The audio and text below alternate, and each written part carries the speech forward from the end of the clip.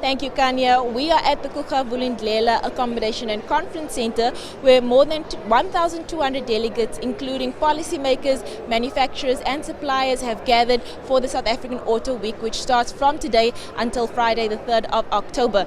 Now, the main purpose of SA Auto Week is to strengthen the South African automotive industry, bringing industry thought leaders together to have conversations about the future of the South African automotive industry. Now, we are speaking to NAAMSA CEO Michael Mabasa about what is in store for the delegates. Thank you so much for joining us today. Thank you very much for having me.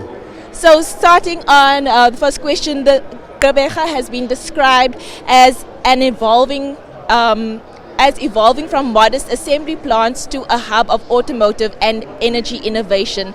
What role do you see Gqeberha playing in shaping the continent's future in this industry? Yeah, Gqeberha is a very, very important town for us as the automotive industry. We've got three manufacturers in this particular area. We've got VW, we've got Isuzu, and we also have the Ford Motor Company that is producing engines from this city.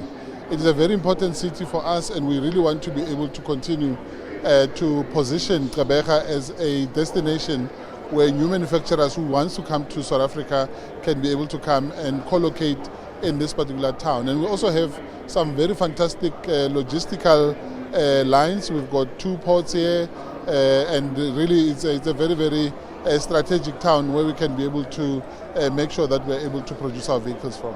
I like that. It's a strategic town where we can develop. Now, we are going to be looking at innovation, I'm sure, at the SA Auto Week. South Africa is still in the early stages of transitioning to new energy vehicles.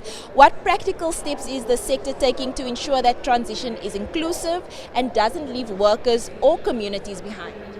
Yeah, well, look, I think the first place is obviously to make sure that we've got the right policies in place.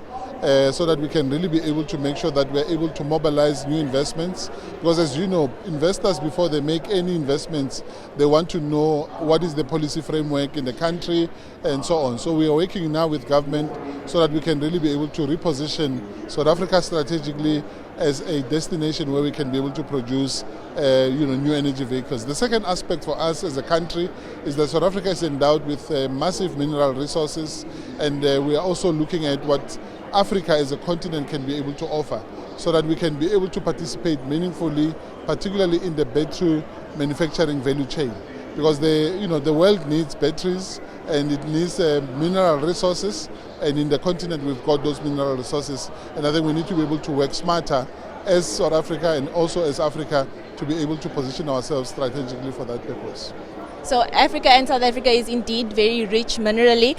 Speaking of the African continent, how do you see African automotive production competing globally, especially with markets like China and Europe already far advanced in EV technology?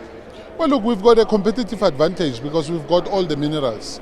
The Chinese, when they want to produce their vehicles, they must come to Africa to be able to extract the minerals they need and then take those minerals into China so that they can beneficiate those minerals into finished products in order for them to be able to have finished products.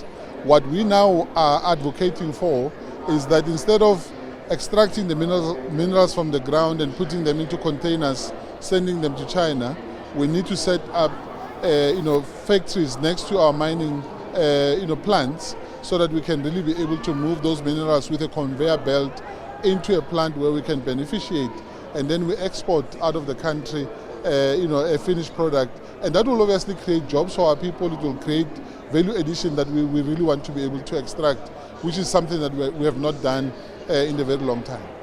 And then lastly, what can guests expect from the next 2 days of this event?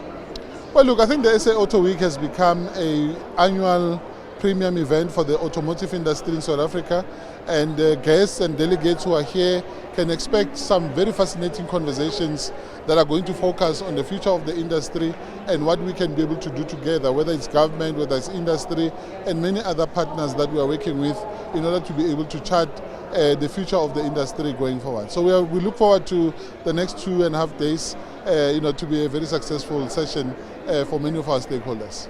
Thank you so much, and all the best for the rest of the conference. Thank you very much. Thank you for having me. Thank you. Thank you. That was NAMSA CEO Mr. Michael Mabasa speaking on what can be expected at the SA Auto Week. Lots of conversations about South Africa and Africa's position within the automotive industry and how we can localize manufacturing of minerals, and also how we can forward the production of minerals rather than outsourcing it to other countries. Back to you in studio, Kanya.